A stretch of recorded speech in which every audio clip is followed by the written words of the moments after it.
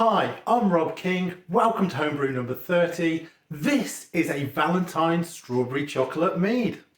In this episode, we're going to cover all the steps that you're going to need, the equipment, the ingredients, and as a special bonus, the TOSNA method to feed that mead and almost guarantee a perfect fermentation. Now, things didn't go all to plan in this episode, and at the end you'll see a couple of corrections that we made to try and get the best possible flavour that we could. Thanks for watching. Please do like and subscribe. Let's check it out.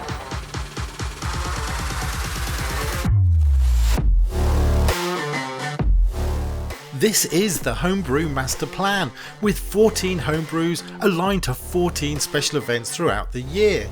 In January we did the double OPA, that was a great success, and I'm already behind schedule for March. However, it's February and it's Valentine's Day, and for this one it's a lovingly crafted chocolate and strawberry mead. This one is for the romantics out there.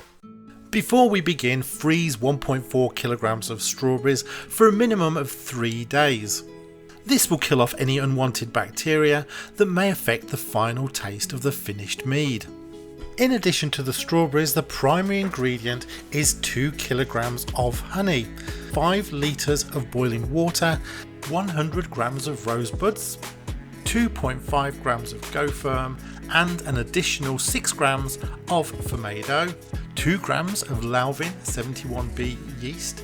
This yeast has been chosen for its fruity flavours. It's got a high alcohol tolerance and also a high glycerol production, which will give a better mouthfeel and potentially sweeter mouthfeel to the finished product.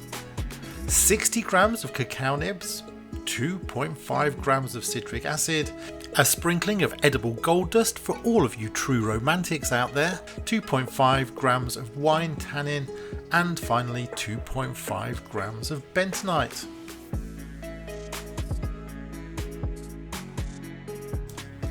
Our first step is to blend down those strawberries. You're going to need to add some extra liquid here. I've included some mango juice, but bottled water works just as well.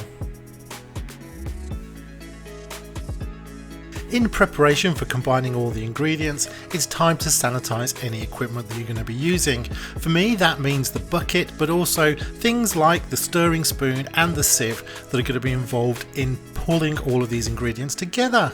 Place the honey in hot water for 5 to 10 minutes so it will liquefy. This will make it easy to combine with all the other ingredients and also save waste in terms of getting it out of the jars. Bring 5 litres of water to the boil. While this is happening, we can start to add some of the ingredients to the bucket. The first ingredient into the fermenter is going to be the strawberry juice. Now, I've actually sieved this twice, the first time through cheesecloth and then the second time just through a sieve as it goes into the fermenter. Now, my first attempt at sieving this did take quite a long time, but it was well worth it. There were a lot of seeds in the blended juice and actually that got rid of them all. I do wonder if I'd used bottled water with a greater quantity of water, those seeds would have actually blended down better and I'd had more. Actually, the juice was quite thick and a little bit more liquid might have solved that problem. The second ingredient into the fermenter is 2 kilograms of honey and mix it in well. Our 5 litres of water have come to the boil, so it's time to add the rosebuds. Now, this is 100 grams of rosebuds to steep for 10 minutes to create a rose petal tea. Now, in actual fact, this packet contains 125 grams, so a few extra rose petals won't do any harm.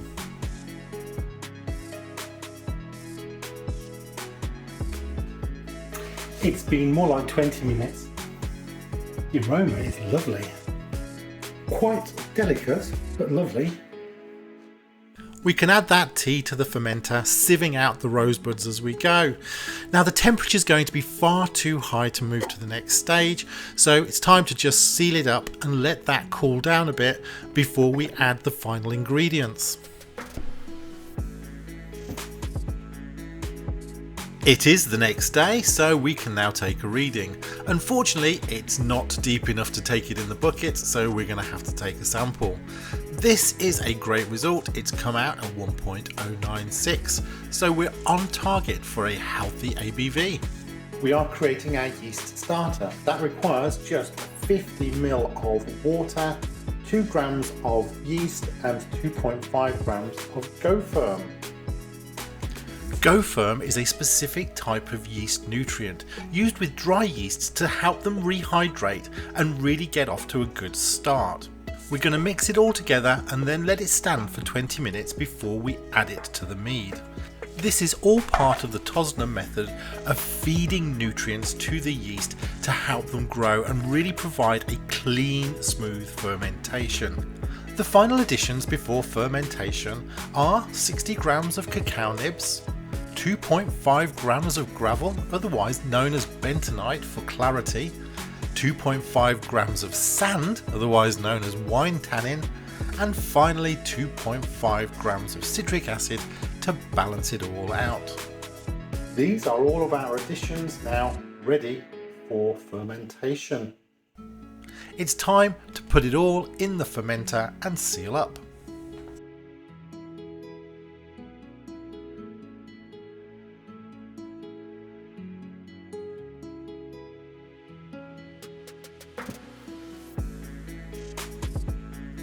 "12 hours later,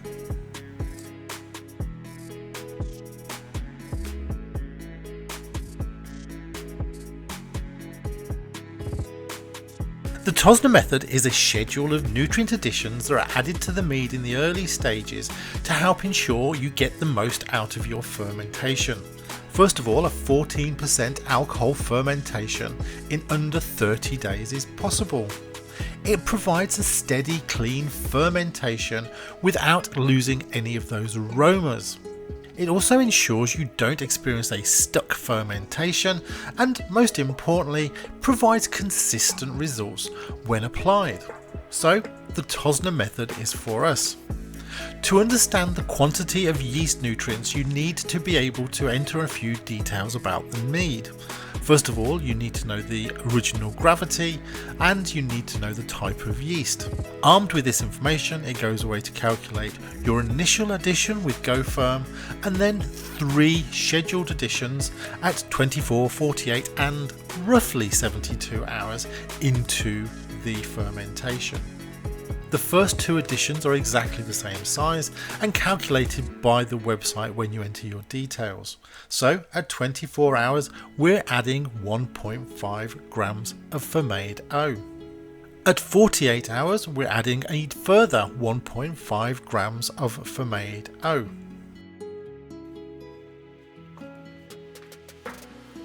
The fourth and final nutrient addition is based on how far through the fermentation you are, and you need to be through 1/3 of the fermentation. Now the TOSNA calculation has done this for us, and we need to be below 1.064 before we make the final addition.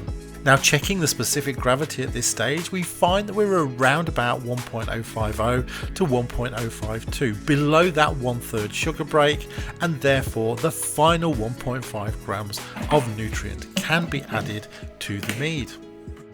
Also, side note, liking that colour. Day 5. This is a day 8 update. We are at day 23 and we deliberately brewed up 6 to 7 litres so we can cleanly transfer to the demijohn 5 litres without needing to take any lees along with us. The aroma at this stage is really just that of alcohol. Hopefully that will improve later on. It's all looking a little darker than expected, but maybe that's the chocolate coming through. We still have plenty of time. Meanwhile, this is the least left behind, and actually maybe we could have squeezed a bit more out of that. The final gravity is 0.993. That has dried out tremendously. A little dry for my taste, I fear. However, it's no surprise the aroma was rather alcoholic. That's a whopping 13.5% ABV. It's time for secondary and literally going to be wrapped up in a blanket for a couple of months. Temperature's going to be quite low, somewhere between 4 and 8 degrees. While just getting everything sorted out, first thing I'm going to do, heat up the honey so it liquefies a bit.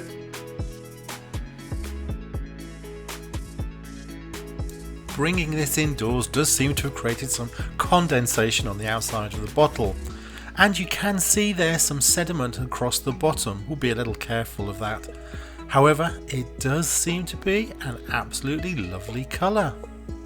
For carbonation, we're going to be using honey at a rate of 7 grams per litre, and with probably just over 4 litres in the demijohn, that's around 30 grams of honey. Transfer went smoothly for once, but that honey wasn't quite liquefied enough to mix in. But that was okay because we have the special Valentine's ingredient, that edible glitter. Golden flakes just to swirl around within the mead. Now the recipe was a bit nondescript in terms of exactly how much I needed, so I was a little cautious and just sort of dabbed a little bit in. But here we can see, give it a stir, and how lovely that looks. With everything mixed in, it's time to transfer to the bottles. The good old-fashioned bottling wand really comes in handy here to make less mess.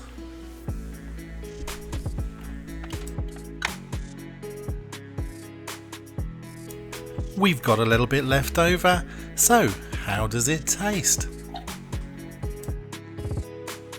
That sediment is quite dark. I managed to take not very much with me, and this is my taster. Well, cleaning is in progress, as you can tell, and this was a little bit we took out to give a try. Lots of honey. Not a surprise, I suppose. Lots of honey. It's a very sweet but non-alcoholic aroma. I'm trying to get strawberry or chocolate, and I'm not particularly getting either.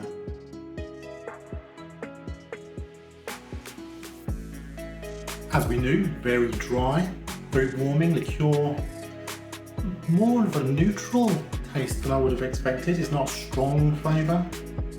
I hope the carbonation helps to bring up and out some of that chocolatey flavour. Not really getting that at the moment. At this stage, not a lot to write home about. Room for improvement, shall we say, despite all the effort. But the rose, actually that I do. That's the taste I get. I do get that rose tea.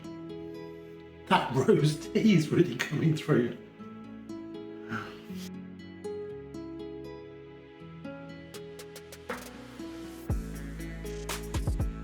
The big day has arrived. Happy Valentine's out there. The bottle went in the fridge a couple of days ago, and today it's nice and clear. That's a really good sign, but I'm not sure what happened to the edible glitter. Now when I was bottling this, it did turn out to be quite dry, so I am hoping that that little bit of honey in the final bottling stage just gives it back a little bit of sweetness. We will see. However, positives, it has come out lovely and clear. It is looking really good. We'll see if there's been any carbonation, but there is a little bit of yeast at the bottom. That does indicate that there has been some carbonation going on. Just in case there's a lot of carbonation going on, I bought my Valentine's Day heart-shaped protection. Here we go then. Big pop. No. Oh, stuck. No. Well, not a lot of fizz.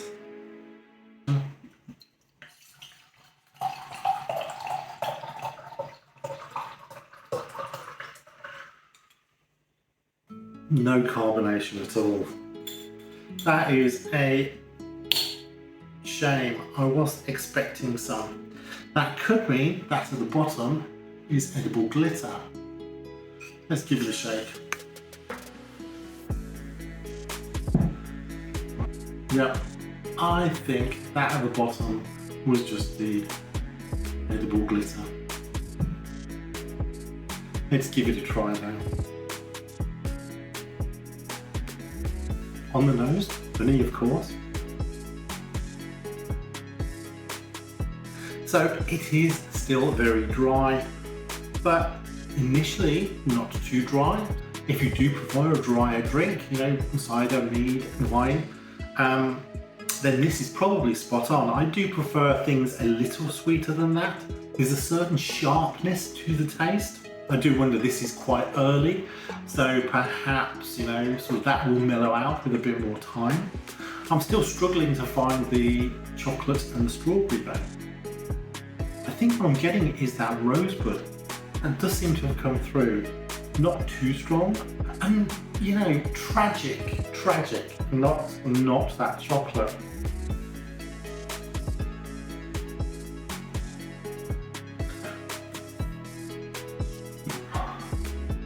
This is it now with the glitter inside. Actually, that's quite fun. Not what I was expecting, but drinkable in small quantities. Same recipe, just needs something more in the flavour. Give me any clues if you've done something similar. What am I missing? What could I have done differently to just have brought through some of that strawberry and or chocolate flavour a little more?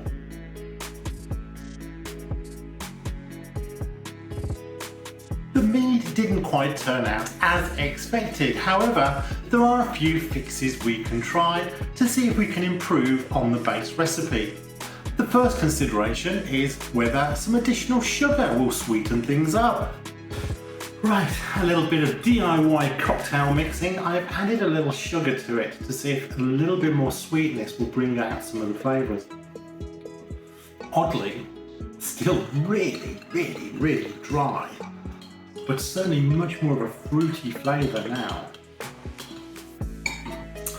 I wonder if I should have back sweetened it just a little. That may have just given it the edge. The second alternative then is to use some sort of flavour drops. Now these are flavour drops I've used in a cider before. Now the one thing I found about these were that they were quite a candy strawberry flavour rather than a natural fruit flavour.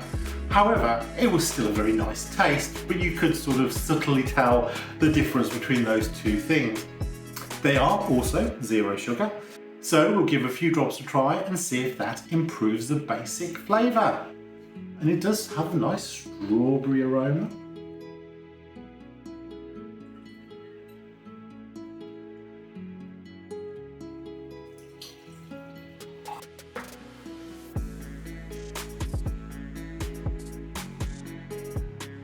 You do still get that very honey aroma in there. I think I am detecting a little bit of a difference. So, promising. So this is a good fix, I would say. Now it's a shame we didn't get the carbonation. That is a bit tragic. However, unlike the sugar, which really didn't round out the taste at all, and didn't really help with that sort of sharp aftertaste, this absolutely does address both of those issues. Wow. It's lost the bit I didn't like the most, which was that sharpness of aftertaste. That's gone completely, and you are certainly getting more strawberry in both aroma and also just very subtly, but it's there in taste and it feels sweeter. It actually has quite a nice lingering taste. Wow, I'm absolutely shocked. It's a different drink entirely through that one addition, and it is not suffering from the problem the cider did, which was that sort of candy sweet strawberry. It's more subtle in this drink. Small change, big difference. Cheers everyone. Experiments need good data, so this is a completely different bottle. Fresh glass, potential for flavour drops should we want them. This is exactly the same as the first bottle. You take that drink, you do get that bitterness in the aftertaste. Wow, that is definitely the answer. Anyway, cheers everybody, like and subscribe, check out the next video. That's 2 down and should be 12 to go. However, I have snuck in an extra turbo cider for Easter, an apple cranberry turbo cider, so we've actually now got 13 to go. The Homebrew Masterplan run into a few issues with that mead, but we got there in the end. Tune in next time for the Irish Stout. This is a Martin Keane recipe from his 99 brews in 99 weeks.